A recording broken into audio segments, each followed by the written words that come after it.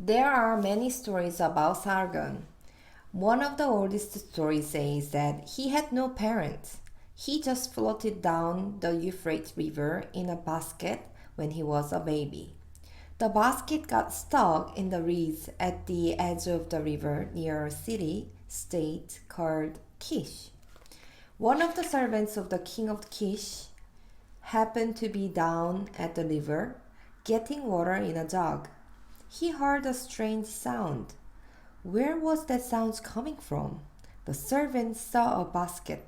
He bent down to look inside and saw a crying baby, the baby Sargon. The servant took the basket back to the palace of the king of Kish. The king gave him permission to keep the baby and raise it. So Sargon grew up inside the palace. He became strong, handsome, and popular with all the other countries. He even became the cupbearer to the king. At every meal, he would bring the king his wine in a gold cup. The king's cupbearer was one of his most trusted servants because it would have been very easy to poison the king's wine. But the king of Kish trusted Sargon. He shouldn't have. Sargon made friends with the most powerful people at the palace, including the commanders of the army. He became so popular that he convinced the army to follow him instead of the king. And he even persuaded the army to kill the king and make him, Sargon, the ruler instead. This happened around 2334 BCE. But that wasn't enough for Sargon. He didn't just want to be king of one city, he wanted to be the king of the whole land of Mesopotamia. So he started to attack the cities around him. He fought over 50 wars to conquer Mesopotamia. Eventually, Sargon ruled all the country between the Tigris and Euphrates rivers. He built a new capital city called Akkad and named his new empire Akkadia. Now Sumer was united into one country under one ruler. But many of the cities Sargon conquered didn't like being part of the Akkadian Empire. They were used to making their own laws and running their own affairs. Sargon knew that to stay in charge, he would have to make the cities all obey his laws.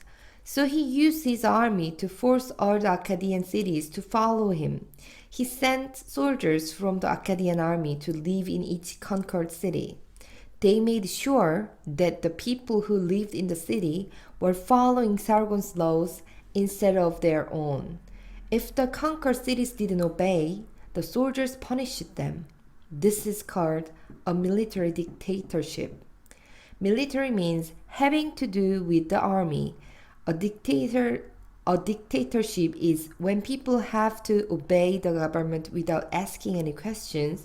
In a military dictatorship, the army is in charge. Sargon's empire lasted for years, but only because he used the power of his army to keep it together. Sargon has no family, so Sargon, the Egypt's king, Sargon joined the Egypt's people. So he is a cupbearer, but Sargon control the Egypt's army. Then Sargon killed Egypt's king.